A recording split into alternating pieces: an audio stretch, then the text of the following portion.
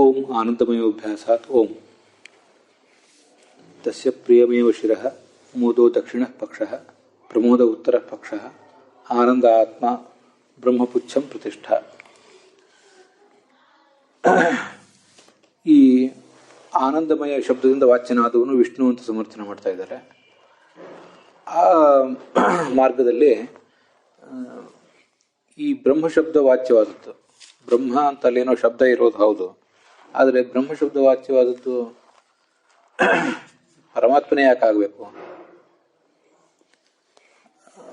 ಬೇರೆ ಯಾವುದು ಯಾಕೆ ಆಗಬಾರ್ದು ಅಂತ ಒಂದು ಜಿಜ್ಞಾಸೆ ನಡೆದಿದೆ. ಸಕಿಂ ಬ್ರಹ್ಮಾದಿ ಜೀವ ಸಮೂಹ ಉತ ಚೇತನ ಪ್ರಕೃತಿ ಅಥ ಅಚೇತನಾ ಕಿಂ ವಾ ವಿಷ್ಣು ಅಂತ. ಯಾಕೆಂದರೆ ಬ್ರಹ್ಮಶಬ್ದದಿಂದ ಜೀವರು ಮತ್ತು ಬ್ರಹ್ಮಶಬ್ದದಿಂದ ಲಕ್ಷ್ಮೀದೇವಿ ಹಾಗೆ ಪ್ರಕೃತಿ ಇವರೆಲ್ಲರೂ ಕೂಡ ವಾಚ್ಯರಾಗಿದ್ದಾರೆ. ಆದ್ದರಿಂದ ಪರಮಾತ್ಮನನ್ನೇ ಇಟ್ಕೊಳ್ಬೇಕು ಅಂತ ಏನು ಕಾರಣ? ಪರಮಾತ್ಮನೂ ಆಗಬಹುದು, ಆದರೆ ಪರಮಾತ್ಮನೇ ಆಗಬೇಕು ಅಂತ ಏನಿದೆ, ವಿಷ್ಣುವೇ ಆಗಬೇಕು ಅಂತ ಏನಿದೆ ಅಂತ ಹೀಗೆಲ್ಲ ಪ್ರಶ್ನೆ ಬಂದಿತ್ತು. ಅಲ್ಲಿ ಹಿಂದೆ ನಾವೇನು ಬ್ರಹ್ಮಾಣಿ ಜೀವ ಸರ್ವೇಪಿ ಮಮ ಯೋನಿರ್ಮಹದ್ ಬ್ರಹ್ಮ ಇತ್ಯಾದಿ ವಾಕ್ಯಗಳನ್ನು ನೋಡಿದ್ದೀವಿ. ಹಾಗೆ ಪಂಚಭಿರ್ಬ್ರಹ್ಮ ಅನ್ನೋದು, ಅದ್ರ ಬಗ್ಗೆ ಇನ್ನೊಂದು ಸ್ವಲ್ಪ ಅವಲೋಕನ ಮಾಡಿ ಮುಂದಿನ ಭಾಗಕ್ಕೆ ನಾವು ಹೋಗ್ಬೇಕು. ಬ್ರಹ್ಮಾಣಿ ಜೀವ ಸರ್ವೇಪಿ ಅನ್ನೋದ್ರ ಬಗ್ಗೆ ಏನೂ ಸಂಶಯ ಇಲ್ಲ, ಅದು ಪರಮೋಪನಿಷತ್ತಿನಲ್ಲಿ ಬಂದದ್ದು. ಮಮ ಯೋನಿರ್ಮಹದ್ ಬ್ರಹ್ಮ ಅನ್ನುವಲ್ಲಿ ನಿನ್ನೆ ಒಬ್ರು ಕೇಳಿದ್ರು, ಅಲ್ಲಿ ಬ್ರಹ್ಮ ಅಂತಿದೆಯಲ್ಲ, ಬ್ರಹ್ಮ ಅಂದರೆ ಮಹದ್ ಬ್ರಹ್ಮ ಅಂದರೆ ಲಕ್ಷ್ಮೀದೇವಿ ಅಂತ ಅರ್ಥ, ಯೋನಿ ಅಂದರೆ ಪತ್ನಿ ಅಂತ ಅರ್ಥ. ಮಮ ಯೋನಿ ರಪ್ಸು ಅಂತ ಸಮುದ್ರ ಅಂತಿದೆಯಲ್ಲ ಅಂಬರಣಿ ಸೂಕ್ತ, ಅಲ್ಲಿ ಯೋನಿ ಅಂದರೆ ಕಾರಣ, ನನಗೆ ಉತ್ಪಾದಕನಾದ, ನನ್ನನ್ನು ಈ ಜಗತ್ತಿಗೆ ಪರಿಚಯಿಸಿದ, ನನ್ನನ್ನು ಹುಟ್ಟಿಸಿದಂಥ ಪರಮಾತ್ಮ ಕ್ಷೀರ ಸಮುದ್ರದ ಮಧ್ಯೆ ಇದ್ದಾನೆ ಅಂತ. ಹೀಗೆ ಯೋನಿ ಅನ್ನೋ ಶಬ್ದ ಅಲ್ಲಿ ಕಾರಣವನ್ನು ಹೇಳ್ತದೆ. ಇಲ್ಲಿ ಯೋನಿ ಅಂದರೆ ಪತ್ನಿ ಅನ್ನೋ ಅರ್ಥವನ್ನು ಹೇಳ್ತದೆ.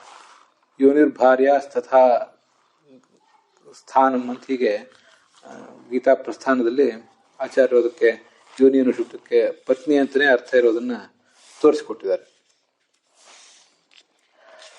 ಅದು ಕೆಲವು ಟಿಪ್ಪಣಿಗಳಲ್ಲಿ ಕೂಡ ಕಾಣಿಸ್ತದೆ, ನೀವು ಅದನ್ನು ನೋಡಬಹುದು. ಮತ್ತು ಅದ್ರ ಜೊತೆಗೆ ಮತ್ತೊಂದು ಶಬ್ದ ನನಗೆ ಶ್ಲೋಕ ನೆನಪಿಗೆ ಬಂತು. ಏತದಂತೆ ಚ ಮಧ್ಯೆ ಚ ಬ್ರಹ್ಮೈವೋಕ್ತ್ವಾ ವಿಜಾನತ ಋಗಾದಿ ಪಂಚಧಾ ಸಂಸ್ಥಂ ಶಬ್ದ ಬ್ರಹ್ಮ ಪ್ರಶಾಮ್ಯತೆ ಅಂತ. ಇದು ಮಹಾಭಾರತದ ಮಾತು, ಆಚಾರ್ಯರು ಅಥರ್ವಣ ಉಪನಿಷತ್ ಭಾಷ್ಯದಲ್ಲಿ ಉದ್ಧರಿಸಿದಂಥ ಮಾತು. ಏತದ್ ಅಂತ್ಯೇಚ ಮಧ್ಯೇಚ, ಏತತ್ ಅಂದರೆ ಶಾಸ್ತ್ರ, ಒಟ್ಟಾರೆ ಶಾಸ್ತ್ರದ ಅಂತ್ಯದಲ್ಲಿ ಮಧ್ಯದಲ್ಲಿ ಮತ್ತೆ ಹಾಗೆ ಆದಿಯಲ್ಲಿ ಅಂತ ನಾವು ಇಟ್ಕೋಬೇಕು. ಬ್ರಹ್ಮೈ ಉಕ್ತ್ವ, ಪರಬ್ರಹ್ಮ ಪರಮಾತ್ಮನನ್ನೇ ಉಕ್ತ್ವ ಹೇಳಿ, ಯಾರು ಹೇಳೋರು ಯಾರು ಮತ್ತು ಯಾರಿಗೆ ಹೇಳುವುದು ಅಂದರೆ ವಿಜಾನತ, ತಿಳುವಳಿಕೆ ಇದ್ದವರಿಗೆ, ಪರಮಾತ್ಮ ಈಗಾಗಲೇ ಶಾಸ್ತ್ರವನ್ನು ಓದಿದವರಿಗೆ, ಅದರ ಹಿನ್ನೆಲೆ ಇದ್ದವರಿಗೆ, ಜ್ಞಾನಿಗಳಿಗೆ ಪರಬ್ರಹ್ಮನ ಜ್ಞಾನವನ್ನೇ ಕೊಡ್ತದೆ. ಯಾವುದು ಅಂದರೆ ಶಬ್ದ ಬ್ರಹ್ಮ. ನೋಡಿ, ಇಲ್ಲಿ ಶಬ್ದ ಬ್ರಹ್ಮ ಅಂತ ಹೆಸರು ಬಂದಿದೆ. ಹಿಂದೆ ಗೀತಾದಲ್ಲಿ ಮಹದ್ ಬ್ರಹ್ಮ ಅಂತ ಬಂದಿದೆ, ಇಲ್ಲಿ ಶಬ್ದ ಬ್ರಹ್ಮ ಅಂತ ಬಂದಿದೆ. ಶಬ್ದ ಬ್ರಹ್ಮ ಅಂದರೆ ಶಬ್ದರಾಶಿಯ ಅಭಿಮಾನಿನಿಯಾದಂಥ ಲಕ್ಷ್ಮೀದೇವಿ ಅಂತ ಅರ್ಥ. ಅವಳು ಶಾಮ್ಯತಿ, ನಾನಿನ್ನು ಭಗವಂತನ ಬಗ್ಗೆ ಎಲ್ಲವನ್ನು ಹೇಳಿದೆ, ಎಲ್ಲವನ್ನು ಅನ್ನೋದಕ್ಕಿಂತ ಭಗವಂತನೇ ಎಲ್ಲ ಶಬ್ದಗಳಿಂದಲೂ ಮುಖ್ಯವಾಚ್ಯ ಅನ್ನೋದನ್ನು ಹೇಳಿದೆ ಅಂತ ಹೇಳಿ ಪ್ರಶಾಮ್ಯತಿ, ತೃಪ್ತಿಯನ್ನು ಪಡ್ತಾಳೆ, ಇನ್ನು ವಿರಾಮವನ್ನು ತಗೋತಾಳೆ ಅಂತ ವಾದಿರಾಜ ಸ್ವಾಮಿಗಳು ಆ ಉಪನಿಷತ್ತಿಗೆ ವ್ಯಾಖ್ಯಾನ ಮಾಡಿದ್ದಾರೆ. ಹೀಗೆ ಶಬ್ದ ಬ್ರಹ್ಮ ಅಂತಾರೆ ಕೆಲವು ಕಡೆ ಲಕ್ಷ್ಮೀದೇವಿಯನ್ನು, ಕೆಲವು ಕಡೆ ಮಹದ್ ಬ್ರಹ್ಮ ಅಂತಾರೆ. ಇದು ಮಹದ್ ಬ್ರಹ್ಮ ಚೇತನ ಪ್ರಕೃತಿ ಮಮ ಭಾರ್ಯ ಇತಿ ಕೃಷ್ಣವಾಕ್ಯಂ. ಇದು ನಾನು ಯಾವ ಟಿಪ್ಪಣಿ ಹೇಳ್ತಿದ್ದರೆ ವಾಕ್ಯಾರ್ಥ ಮುಕ್ತಾವಳಿ ಟಿಪ್ಪಣಿಯಲ್ಲಿ 411ನೇ ಪುಟದಲ್ಲಿ ಮಮ ಯೋನಿರ್ ಮಹದ್ ಬ್ರಹ್ಮ ಅಂತಿದೆಯಲ್ಲ, ಅದರ ಅನ್ವಯ ಹೀಗೆ, ಮಹದ್ ಬ್ರಹ್ಮ ಅಂದರೆ ಚೇತನ ಪ್ರಕೃತಿಯಾದಂಥ ಲಕ್ಷ್ಮೀದೇವಿಯು ಮಮ ನನ್ನ ಭಾರ್ಯ ಪತ್ನಿಯಾಗಿದ್ದಾಳೆ, ಯೋನಿ ಶಬ್ದದಲ್ಲಿ ಪತ್ನಿ ಅಂತ ಅರ್ಥ. ಹಾಗೆ ಅದು ಅನ್ವಯ ನೋಡ್ಕೊಳ್ಬೇಕು. ಅದು ಗೀತ 10ನೇ ಅಧ್ಯಾಯದಲ್ಲೇ ಎಲ್ಲೋ ಬರ್ತದೆ. ಅದರದ್ದು ಸ್ಪಷ್ಟವಾಗಿ ನೀವು ಶ್ಲೋಕವನ್ನೇ ತೆಗೆದು ನೋಡಿದರೆ ಅದು ಕೂಡ ಸಿಗ್ತದೆ. ಯೋನಿರ್ಭಾರ್ಯ ತಥಾ ಸ್ಥಾನಂ ಅಂತ ಹೀಗೆಲ್ಲ. ಮುಂದೆ ಪಂಚಭಿರ್ಬ್ರಹ್ಮನ್ ಅಂತಿದೆ.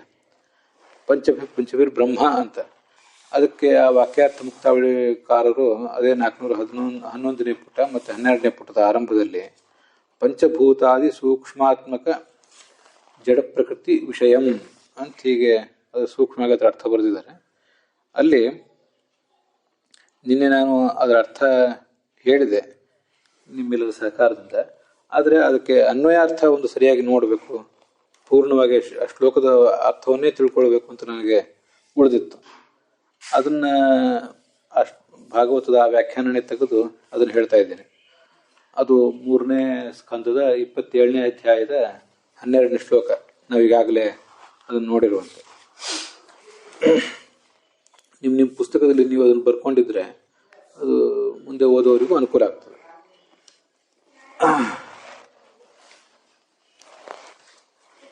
ಏನು ಅರ್ಥ ಅಲ್ಲಿ ಅಂದರೆ ಪಂಚಭಿಹಿ ಮತ್ತು ಚತುರ್ದಶಭಿಹಿ ಅಂತೆಲ್ಲ ಕಡೆ ತೃತೀಯ ವಿಭಕ್ತಿ ಅದು, ಮತ್ತು ಬ್ರಹ್ಮ ಅಂಥೇಳಿ ಪ್ರಥಮ ವಿಭಕ್ತಿ ಅಥವಾ ದ್ವಿತೀಯ ವಿಭಕ್ತಿ ಆಗ್ತದೆ. ಅದಕ್ಕೇನು ಅರ್ಥ ಅಂತ ನನಗೆ ಹೇಗೆ ಅನ್ವಯ, ಅದಕ್ಕೆ ಅನ್ವಯಾರ್ಥ ಹೇಗೆ ಅಂತ ನನಗೆ ಪ್ರಶ್ನೆ ಬಂದಿತ್ತು.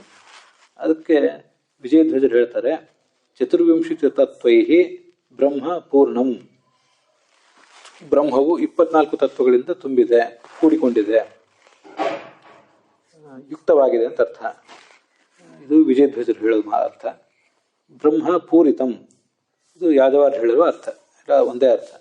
ಬ್ರಹ್ಮವು ಈ 24 ತತ್ವಗಳಿಂದ ಕೂಡಿದೆ. ಅಲ್ಲಿ ಗಣಂ ಪ್ರಾಧಾನಿಕಂ ವಿದುಹು ಅಂತದೆ. ಗಣ ಅಂದರೆ 24 ತತ್ವಗಳ ಗಣ. ಪ್ರಾಧಾನಿಕ ಅಂದರೆ, ಪ್ರಧಾನ ಅಂದರೆ ಪ್ರಕೃತಿ, ಪ್ರಾಧಾನಿಕ ಅಂದರೆ ಪ್ರಕೃತಿಯಿಂದ ಹುಟ್ಟಿದ್ದು ಅಂತ ಹೀಗಾದ್ರೆ ಅರ್ಥ ಆಗ್ತದೆ. ಪ್ರಕೃತಿಗೆ ಸಂಬಂಧಪಟ್ಟಿದ್ದು ಅಂತ. ಅದರ ಅನ್ವಯಾರ್ಥ ಒಂದು ಹೇಳು ಉಳಿದಿತ್ತು, ಅದಕ್ಕಾಗಿ ಅದನ್ನ ಈಗ ಹೇಳಿದೆ.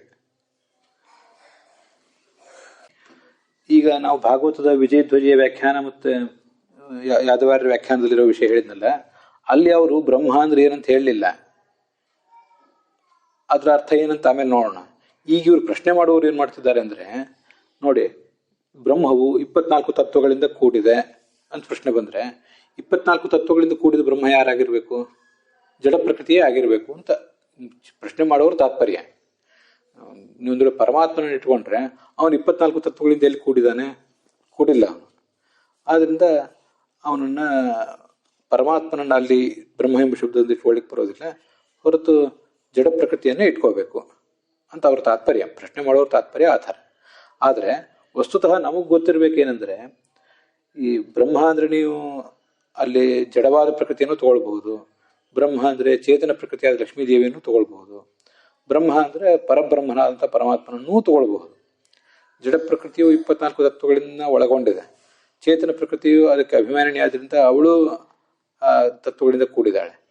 ಸ್ವಯಂ ಪರಮಾತ್ಮನೂ ಕೂಡ ಆ ತತ್ವಗಳಿಂದ ಕೂಡಿದಾನೆ ಅಂದ್ರೆ ಏನು? ಎಲ್ಲ ತತ್ವಗಳು ಅವನಿಗೆ ಅವನ ಸನ್ನಿಧಾನಕ್ಕೆ ಪಾತ್ರ ಆಗಿವೆ. ಆದ್ರಿಂದ ಬ್ರಹ್ಮ ಅಂತ ಅಂದ್ರೆ ಪರಮಾತ್ಮ ಅಂತಲ್ಲಿ ಅರ್ಥ ಮಾಡಿದ್ರು ತೊಂದರೆ ಇಲ್ಲ. ಅದು ಮಾಡೋದೇ ಹೆಚ್ಚು ಸೂಕ್ತ. ಭಾಗವತದಂತಹ ಭಾರತದಂತಹ ಶ್ಲೋಕಗಳಿಗೆ ಎಷ್ಟು ಹೆಚ್ಚು ಅಷ್ಟು ಅರ್ಥವನ್ನು ಹೇಳಬೇಕು. ಇವರು ಪ್ರಶ್ನೆ ಮಾಡುವವರು 24 ತತ್ವಗಳಿಂದ ಕೂಡಿರ್ಬೇಕಾದ್ರೆ ಅದು ಜಡ ಪ್ರಕೃತಿಯೇ ಆಗಿರ್ಬೇಕಲ್ಲ ಅಂತ ಹೀಗೆ ಮಾಡ್ತಿದ್ದಾರೆ ಅಷ್ಟೇ.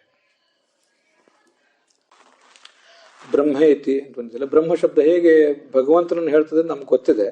ಈಗ ನಾವು ನೋಡ್ತಿರೋದು ಪೂರ್ವ ಪಕ್ಷ, ಆದರೂ ಭಗವಂತನನ್ನು ಹೇಗೆ ಹೇಳ್ತದೆ ಅಂದ್ರೆ, ಅಥ ಕಸ್ಮಾದ್ ಉಚ್ಯತೆ ಬ್ರಹ್ಮೇತಿ ಬ್ರಹ್ಮತಿ ಬ್ರಹ್ಮಯತಿ ಚ. ತಾನು ದೊಡ್ಡದಾಗಿದೆ, ವೃದ್ಧವು ಅಂತ ಧಾತು, ತಾನು ದೊಡ್ಡದು, ಮತ್ತೆ ತನ್ನನ್ನು ಯಾರು ಉಪಾಸಿಸ್ತಾರೆ ಅವರನ್ನೂ ದೊಡ್ಡವರನ್ನಾಗಿ ಮಾಡ್ತದೆ, ಗುಣಪೂರ್ಣರನ್ನಾಗಿ ಮಾಡ್ತದೆ ಅವರವ್ರ ಯೋಗ್ಯತೆಗೆ ಅನುಗುಣವಾಗಿ. ಆದ್ರಿಂದ ಬ್ರಹ್ಮ ಅಂತ ಅದಕ್ಕೆ ಆಚಾರ್ಯರು ಒಂದು ಕಡೆ ಅದ್ರ ನಿಷ್ಪತ್ತಿ ತೋರಿಸ್ತಾರೆ. ಯಾವುದೋ ಒಂದು ಉಪನಿಷತ್ತು ತೋರಿಸಿ, ಬೇರೆ ಉಪನಿಷತ್ತು. ಮತ್ತೆ ಅಲ್ಲಿ ಬೃಹಧಾತು, ಅದಕ್ಕೆ ಮನಿನ್ ಅಂತ ಒಂದು ಪ್ರತ್ಯಯ.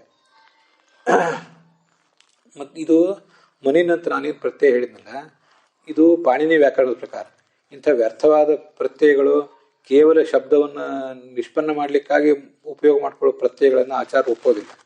ಆದ್ರಿಂದ ಅಲ್ಲಿ ಮನಿನ್ ಅಂತಂದ್ರೆ ಮತ್ತೊಂದೇನಾರು ಅರ್ಥ ಹೇಳಬೇಕು. ಮ ಅಂತ ಅನ್ನೋದಕ್ಕೆ ಬೇರೆ ಅರ್ಥ ಹೇಳೋದೇನು ಕಷ್ಟ ಅಲ್ಲ. ಹಿಂದೆ ಅದಕ್ಕೆ ವಿಕಾಸ್ ಕಡೆ ಬಂದಿದೆ. ಆತ್ಮ ಅನ್ನೋಲ್ಲಿಯೂ ಕೂಡ ನೀವು ಲೌಕಿಕ ಪಾಣಿನಿ ವ್ಯಾಕರಣ ತೆಗೆದು ನೋಡಿದರೆ ಆತ ಅಂತ ಧಾತು, ಅತ ಸಾತತ್ಯ ಗಮನ ಧಾತು, ಅದಕ್ಕೆ ಮನಿನ್ ಪ್ರತ್ಯಯ ಅಂತಾರೆ. ಆದರೆ ಆಚಾರ್ಯರು ಮಾತ್ರ ಆತ್ಮ ಅನ್ನುವಲ್ಲಿ ಆತ ಶಬ್ದಕ್ಕೆ ಅರ್ಥ ಬೇರೆ, ಮ ಅಂದರೆ ಸರ್ವಜ್ಞ ಅಂತ ಅರ್ಥ, ಹೀಗಂತ ಬೇರೆ ಹೇಳ್ತಾರೆ. ಬ್ರಹ್ಮ ಶಬ್ದಕ್ಕೂ ಆಚಾರ್ಯರು ಕೊಟ್ಟಿರುವ ಆ ನಿಷ್ಪತ್ತಿಯನ್ನೇ ತಗೊಂಡ್ರೆ ಬ್ರಹ್ಮ ಅಂದ್ರೆ ತಾನು ದೊಡ್ಡದಾಗಿದೆ, ಮತ್ತು ಮ ಅಂದರೆ ತಾನು ಸರ್ವಜ್ಞ ಆಗಿದೆ. ಹೀಗೆಲ್ಲ ಬೇರೆ ಬೇರೆ ಅರ್ಥಗಳನ್ನು ಅದರಿಂದ ಅನುಸಂಧಾನ ಮಾಡಬಹುದು.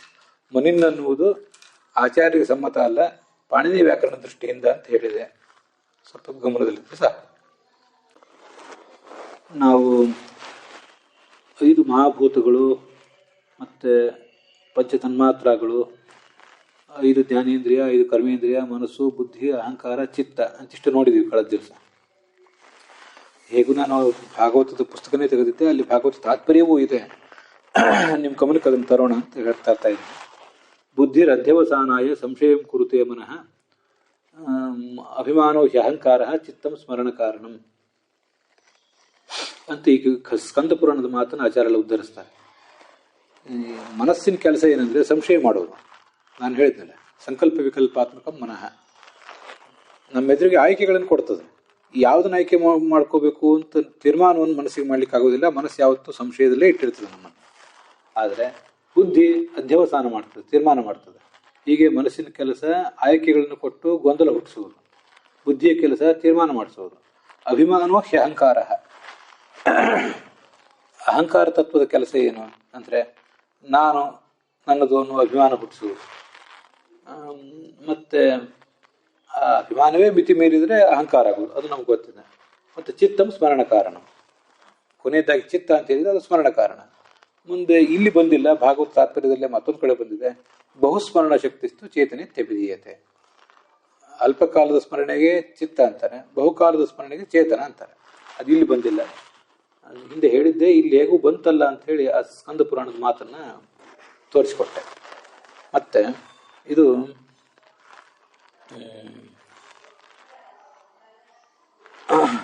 ಯೋನಿರ್ಭಾರ್ಯ ತಥಾ ಸ್ಥಾನಂ ಯೋನಿ ಕಾರಣಮೇವ ಚೈತಿ ಶಬ್ದ ನಿರ್ಣಯ ಅಂತ ಇದು ಬಂದಿದೆ. ಶಬ್ದ ನಿರ್ಣಯ ಅನ್ನೋ ಗ್ರಂಥದನ್ನು ಆಚಾರ್ಯರು ಅಲ್ಲಿ ಉದ್ಧರಿಸ್ತಾರೆ. ಅದು ಭಗವದ್ಗೀತಾ ತಾತ್ಪರ್ಯ ನಿರ್ಣಯದಲ್ಲಿ 13ನೇ ಅಧ್ಯಾಯದಲ್ಲಿ 14ನೇ ಅಧ್ಯಾಯದಲ್ಲಿ 3ನೇ ಶ್ಲೋಕ ಹೀಗೇನು. ನಾನು ಆವಾಗ 10ನೇ ಶ್ಲೋಕ ಅಂದೆ, 10ನೇ ಅಧ್ಯಾಯ ಅಂದೆ, ಅಲ್ಲಿ ಬಂದಿದ್ದಲ್ಲ, 13ನೇ ಶ್ಲೋಕದಲ್ಲಿ ಬಂದಿದೆ. ಯೋನಿರ್ಭಾರ್ಯ ತಥಾ ಸ್ಥಾನಂ ಯೋನಿ ಕಾರಣಮೇವಚ. ಹೀಗೆ ಅದನ್ನು ನೀವೆಲ್ಲರೂ ಉಲ್ಲೇಖ ಮಾಡ್ಕೊಳ್ಬಹುದು. ಇದಿಷ್ಟು ಈ ಹಿಂದಿನ ಪಾಠಕ್ಕೆ ಸಂಬಂಧಪಟ್ಟಂತಾಯಿತು.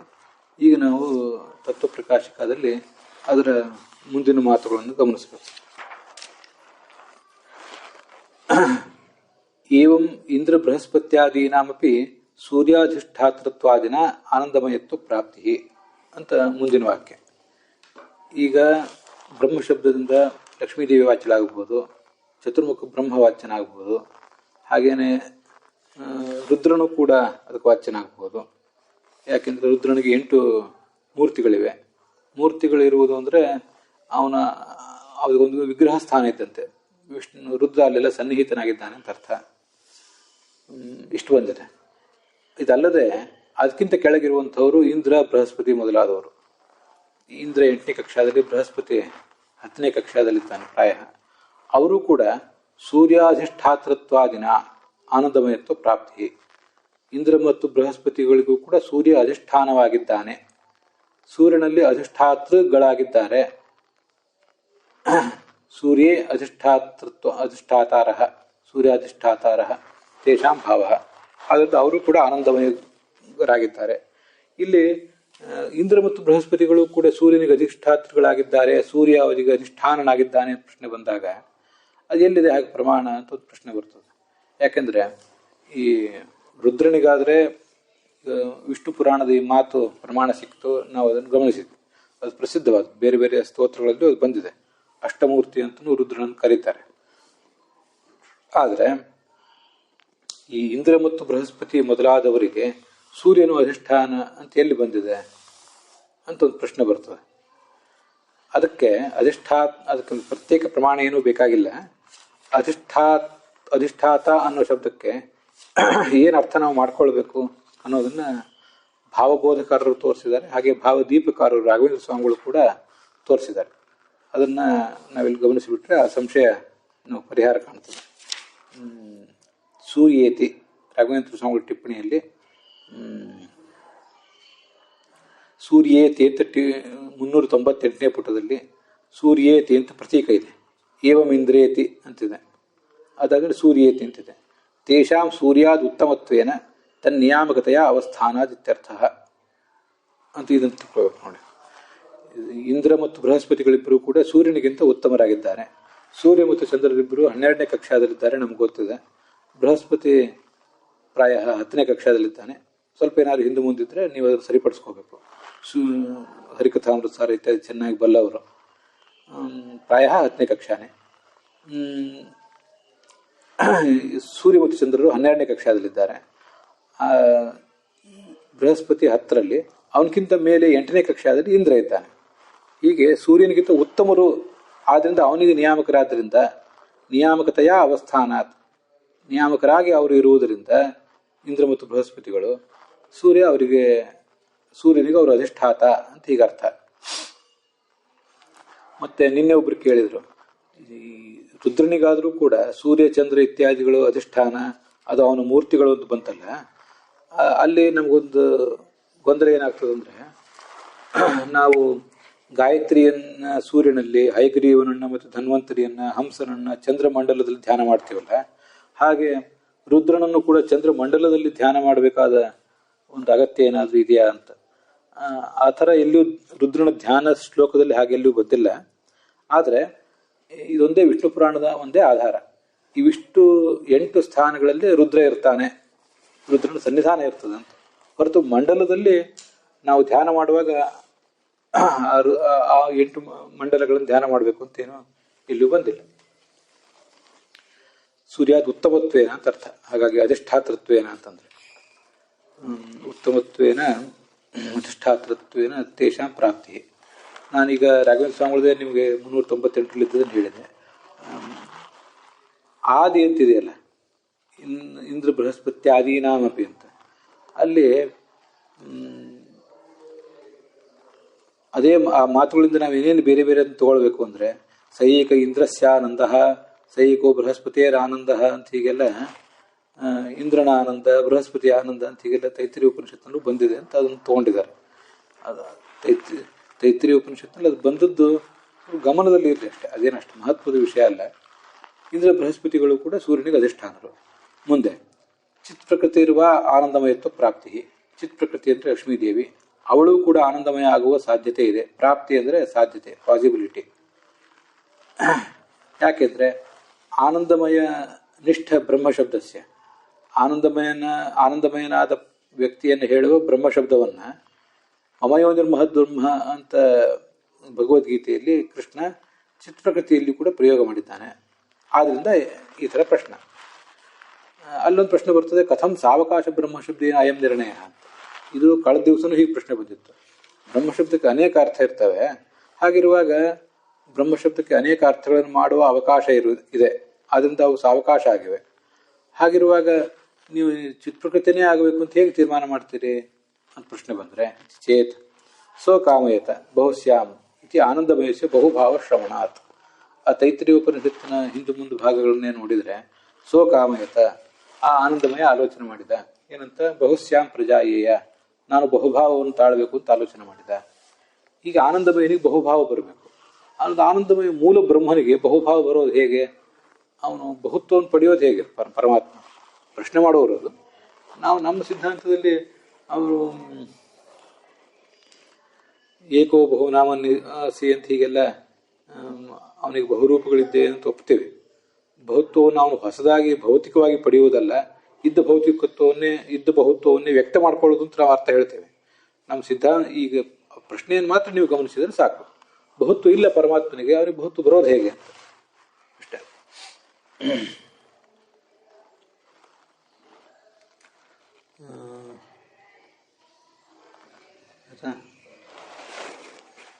ಬಹುಭಾವವನ್ನು ಪಡಿತಾನೆ. ಅದರಿಂದ ಲಕ್ಷ್ಮೀದೇವಿಯೇ ಆಗಿರಬೇಕು, ಇದು ಪ್ರಕೃತಿಯೇ ಆಗಿರಬೇಕು. ತದಭಿಮಾನಿತ್ವ ಚಿತ್ ಪ್ರಕೃತಿ. ಅಲ್ಲಿಯೂ ಕೂಡ ಜಡ ಪ್ರಕೃತಿಯು ಬಹುರೂಪವನ್ನು ಪಡೀತದೆ. ಅದರ ಅಭಿಮಾನಿನಿ ಆದ್ರಿಂದ ಲಕ್ಷ್ಮೀದೇವಿ ಚಿತ್ ಪ್ರಕೃತಿತ್ವವನ್ನು ಪಡಿತಾಳೆ. ಆದರೆ ಪರಮಾತ್ಮನಿಗೆ ಮಾತ್ರ ಅಭಿಮಾನವೂ ಇಲ್ಲ ಅನ್ನೋದನ್ನು ಗಮನಿಸಬೇಕು. ಯಾಕೆ? ಅವನು ನಿರ್ಗುಣ. ಒಂದು ಕಡೆ ಹರಿವಂಶದಲ್ಲಿ ಮಾತು ಬರ್ತದೆ, ಹರಿಸ್ತು ನಿರ್ಗುಣಂ ಬ್ರಹ್ಮ ಶ್ರೀರ್ ಬ್ರಹ್ಮ ಸಗುಣಂ ಸ್ಮೃತ. ಹರಿವಂಶದ ಮಾತು, ಅದು ಭಾಗವತ ತಾತ್ಪರ್ಯದಲ್ಲಿ ಆಚಾರ್ಯ ಉದ್ಧರಿಸಿದ್ದಾರೆ. ಅದೇ 3ನೇ ಸ್ಕಂದದ 27ನೇ ಅಧ್ಯಾಯ 16ನೇ ಶ್ಲೋಕದಲ್ಲಿ. ಈತಾವಾನೇವ ಸಂಖ್ಯಾತಃ ಬ್ರಹ್ಮಣಃ ಸಗುಣಸ್ಯ ಹಿ ಸನ್ನಿವೇಶೋ ಮಯಾ ಪ್ರೋಕ್ತಃ ಯಃ ಕಾಲ ಪಂಚವಿಂಶಕಃ ಅಂತ. ಸಗುಣ ಬ್ರಹ್ಮದ ನಿರೂಪಣೆ. ಸಗುಣ ಬ್ರಹ್ಮ ಅಂದರೆ ಲಕ್ಷ್ಮೀದೇವಿ, ನಿರ್ಗುಣ ಬ್ರಹ್ಮ ಅಂದರೆ ಪರಮಾತ್ಮ. ಆದ್ದರಿಂದ ಅವನಿಗೆ ಬಹುಭಾವ ಬರುವ ಸಾಧ್ಯವೇ ಇಲ್ಲ. ಅಂತ ಜಡ ಪ್ರಕೃತಿಗೆ ಬರಬೇಕು ಅಥವಾ ಚೇತನಕ್ಕೆ ಬರಬೇಕು. ಅಚಿತ್ ಪ್ರಕೃತಿ ಇರುವ ಆನಂದಮಯತ್ವ ಪ್ರಾಪ್ತಿ. ಅದೇ ಚೇತನವನ್ನಾದರೂ ಇಟ್ಕೊಳ್ಳಿ, ಜಡವನ್ನಾದರೂ ಇಟ್ಕೊಳ್ಳಿ, ಅಂತೂ ಪ್ರಕೃತಿಯನ್ನು ಇಟ್ಕೊಳ್ಳಿ. ಯಾಕೆಂದರೆ ಬಹುಭಾವ ದೇವ. ಜಡ ಪ್ರಕೃತಿ ನೇರವಾಗಿ ತಾನೇ ಬಹುರೂಪವನ್ನು ಪಡೀತದೆ. ಆದ್ದರಿಂದ ಚೇತನ ಪ್ರಕೃತಿ ಆದರೆ ಅದರ ಅಭಿಮಾನವನ್ನು ಪಡೆದಿದ್ದಾಳೆ. ಆದ್ದರಿಂದ ಲಕ್ಷ್ಮೀದೇವಿಯನ್ನೇ ಇಟ್ಕೊಳ್ಳಿ ಅಂತ ಪ್ರಶ್ನೆ. ಬ್ರಹ್ಮ ಶಬ್ದದಿಂದ ಜೀವರನ್ನು ಯಾಕೆ ಇಟ್ಕೋಬಾರ್ದು ಅಂತ ಮುಂದಿನ ಪ್ರಶ್ನೆ. ಅದನ್ನು ಇಟ್ಕೊಳ್ಬಹುದಲ್ಲ. ಪರಮಾತ್ಮನೇ ಯಾಕೆ ಆಗಬೇಕು? ತತ್ತದ್ದೇಹಗತ ಸರ್ವಜೀವಾನಾಂ ವಾ ಆನಂದಮಯತ್ವ ಪ್ರಾಪ್ತಿ. ಆಯಾ ದೇಹದಲ್ಲಿರುವ ಜೀವರು ಕೂಡ ಆನಂದಮಯ ಯಾಕೆ ಆಗಬಾರ್ದು? ಆಗಲಿ. ಯಾಕೆಂದರೆ ಬೃಹ ಜಾತಿ ಜೀವ ಕಮಲಾಸನ ಶಬ್ದರಾಶಿಷು ಇತಿ ಧಾತೋ ಜೀವೇಶ್ವಪಿ ಬ್ರಹ್ಮ ಶಬ್ದಾತ್. ಬೃಹ ವೃದ್ಧೌ ಅಂತ ಒಂದು ಧಾತು ಇದೆ, ಹಾಗೆ ಈಗೂ ಒಂದು ಧಾತು ಇದೆ. ಬೃಹ ಅಂದರೆ ಅದು ಜಾತಿಯನ್ನು ಹೇಳ್ತದೆ, ಒಂದು ಬ್ರಾಹ್ಮಣ ಅನ್ನೋ ಜಾತಿಯನ್ನು ಹೇಳ್ತದೆ. ಹಾಗೆ ಜೀವನನ್ನು ಹೇಳ್ತದೆ. ಕಮಲಾಸನ ಚತುರ್ಮುಖ ಬ್ರಹ್ಮನನ್ನು ಹೇಳ್ತದೆ. ಶಬ್ದರಾಶಿ ಅಂದರೆ ವೇದ, ಅದನ್ನು ಹೇಳ್ತದೆ. ಹೀಗೆ ಧಾತುವಿನ ಮೂಲಕ ಜೀವವು ಕೂಡ ತಿಳಿದು ಬರ್ತದೆ.